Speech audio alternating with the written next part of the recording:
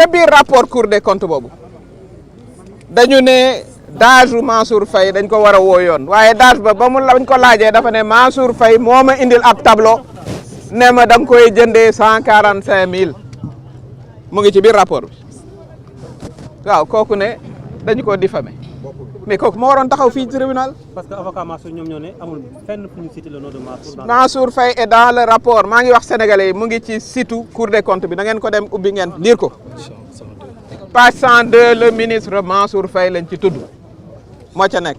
daajam ba ñu ko wooyee dafa ne ministre bi moo ma jox tableau ne ma jëndee ko la nga ko war a jënde tableau bi nga xam ne mooy fixer des prix.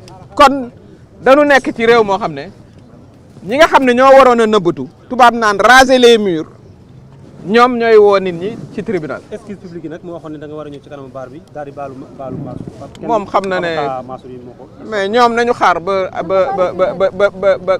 yoon topp ko moom parce que loolu la yoon war a def yoon daf ko war a topp plutôt que moom mu naan dañ maa diffamé bu diffamation amee xanaa Cour des comptes ko diffamé xanaa du RFI ak yéen ñii journalistes yi ku waxul ci ceeb surfacturation ceeb maanaam lay jar 120 000 nga ne 145 000. 1 milliard 500 yi sa avocat wax. 2000 oui. pour justement procédure abusive loolu aussi ban jàngat nga ci am.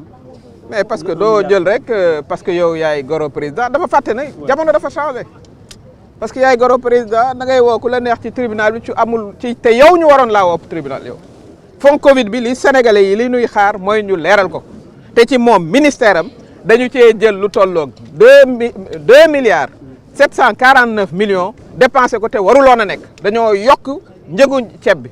Et par muy 2 milliards 749 millions. Par prudence, Aminata Touré n'a pas voulu utiliser le terme détournement. Mais parce que ce que j'ai dit, c'est de la surfacturation. Surfacturation la tudd ma ne carnage financier la mu ne lu tax ñu naan carnage financier la dañuy yàq réputation mais lu tax demul porter plainte contre les députés à l'Assemblée nationale dañoo boole yeneen juróom-ñeenti ministre ne leen na ñëw haute cour de justice parce que foofu la ab ministre di layoo man ba ma nekkee Assemblée nationale dama àndoon ak loolu dañ leen attraire moom dañ ko attraire devant la barre du haut conseil de la haute cour de justice waaw lu tax porté wul plainte député yooyu lu tax defu ko bañ ko laajee mu ne non c'est-à-dire dégg nga maam comme moom premier ministre la voilà sa voix porte mais dama assumer sama voix bi porté. ñàkk a teewaayam nag ci tribunal bi. mais ma laaj leen ko waroon naa toog xool ma ci bët ma koy xool mu wax li nga war a wax dafa yeble man dama ñëw toog. man li may def dama koy assumer ci sama àddina dama ñëw toog mais munu fee toog parce que nañ ko laaj question yoo xam ne munu koo tontu dans le rapport sondage a dit que c'est le ministre moo ma ne ma jëndee ko ci prix bii moo ma indil tableau bi ba sama bureau. en français les gars. procédure fu mu toll. mais moom mooy njaag luy njiig kay moom mooy njaag président Macky Sall mooy njaag parce que moo ne ci 1000 milliards nañu dindi lépp loo xam ne lii mooy contrôle. amul compétition amul concurrence nañu dindi lépp bu ko defee ku ne da jàpp ne lu waay neex def mais sunu xaalis lañ ko doon defee. synthèse française. donc loolu li nga xam ne moom laa bëgg a tëjee lii mooy d'abord mu xam ne moom c'est-à-dire dañu ne ci jamono ju bees may encourager autorités yu bees yi fi ne ñu poursuivre li nga xam ne mooy la reddition des comptes maanaam ñi nga xam ne dañu jëloon suñu alal def ci liñ leen ci santul. jël surfacturation 2 milliards 749 millions loolu mën nga ca tabax ñetti hôpital ñooñu ñu indi leen fii à la barre ñoom la seen place nekk fii à la barre du man. Alors, en français, vous êtes resté droit dans vos bottes et vous avez maintenu. milliard bi nga laaj pour lan la. waaw mais sama avocat yi laaj nañ ko parce que quand même suma réputation la loolu rek la ci jublu d'ailleurs sama réputation etc mais li ma wax Cour des comptes moom la wax. moom li ma waroon a def d'abord mooy mu porter plainte député yi nee na ñu lever seen immunité parlementaire ñu ñëw parce que la ñu wax amul defu ko mais bu yegsee dinañ ko bokk ak askan wi waaw dana dem ci askan wi voilà ce que j'ai aujourd'hui j'étais au tribunal de Dakar sur plainte de Mansour Faye c'est le monde à l'envers que Mansour Faye porte plainte contre moi pour diffamation puisque j'ai dit qu'il y avait eu un carnage financier autorisé par son beau-frère Macky Sall, puisque c'est lui qui a levé toutes les lois, toutes les contraintes concernant la concurrence des prix, le contrôle, et ça a ouvert la voie à, disons, ce que j'ai qualifié comme carnage financier.